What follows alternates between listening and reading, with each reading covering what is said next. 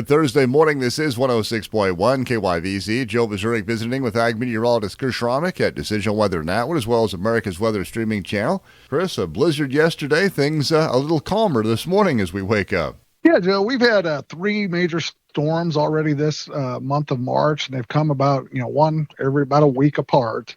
And this one is, the other ones had lots of wind and fire and dust blowing all the way from New Mexico, Texas, up into the Midwest and over the area.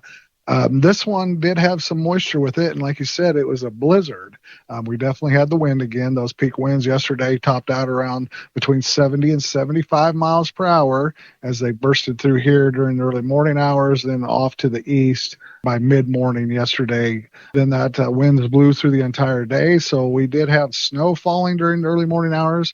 It ended on Highway 25 just shortly after daybreak, and then gradually moved off to the east. As far as accumulations went and versus rain, it looked like we may have had an inch or so two out to the west in the parts of our county all the way to the Colorado border. Rainfall amounts there range anywhere from total moisture of anywhere from a quarter inch to a half inch with the snow rain combination. You got here to Atwood, we saw about 30-40 points of moisture with the rain being about 10-20 points of that. So we saw around 3 inches of snow accumulation here on grassy surfaces in Atwood. And then as you worked your way to the east, it got a little bit heavier, 4, 5, 6 as you went to Oberlin, Norton.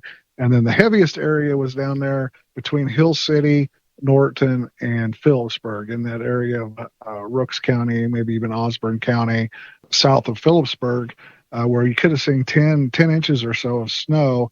And those areas kind of correlate where the power outages were on the power outage maps yesterday. The big thing was the snow that fell was blowing, so you had blinded visibilities to start the day out there on the highways, and all the highways got closed. And then as we went through the day, that warning, both warnings got extended into the evening because the winds never really died down, and that snow was just blowing back and redrifting and causing patches on the highways, and thus they just kept the highways closed the entire day. So it was really a blizzard. Not a lot of snow, but enough to wind to make that a blizzard warning and slow down the traveling across the area. Here this morning, we're going to be starting out cold. We got temperatures over there where the snow is a little bit deeper in the upper teens. You get out to the west where the snow is less. We got 24 and 25 out there in Goodland, Burlington.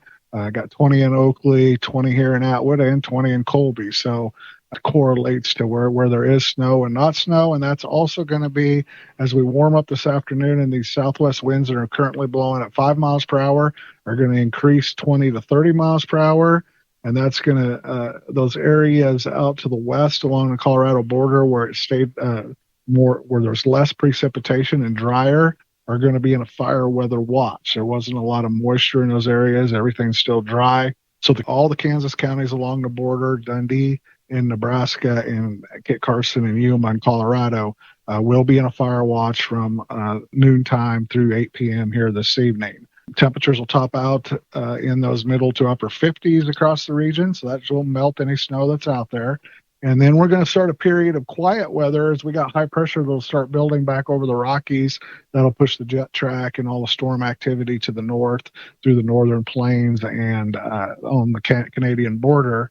And it will continue to be breezy. We'll be breezy again tomorrow. We got a front that'll go through, turn the winds to the northwest at 20 to 40 miles per hour. Temperatures again won't be changed a lot. They'll be around 60 degrees for highs. Overnight lows will be in the upper 20s and low 30s the next couple of nights. We get to the weekend, and that's when we're going to see a storm system that will go through the northern plains. So on Saturday, south winds will warm us back into the upper 60s, around 70. Will be probably the nicest day and the least breezy. We'll probably have south winds at 15, 20 miles per hour. And then the north winds will come in. The cold front will come through overnight. Sunday looks windy, maybe 20, 40 mile an hour winds from the north, colder, back into the lower 50s. And then the same thing kind of happens Monday, Tuesday. A system goes through to the north. We go south and then back north, back up into the middle 60s, back down to around 60, upper 50s.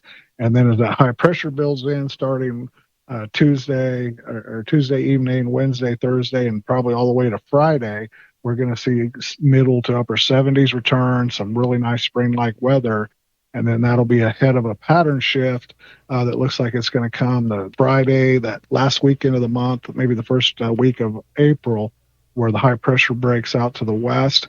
The jet stream comes back across the Pacific through the Central Rockies and maybe catch some more storm systems there to end the month of March and start the first part of April. Once again, that's Ag Meteorologist Chris Schromick at Decision Weather and Atwood, as well as America's Weather Streaming Channel. For KYVZ Radio, I'm Joe Missouri.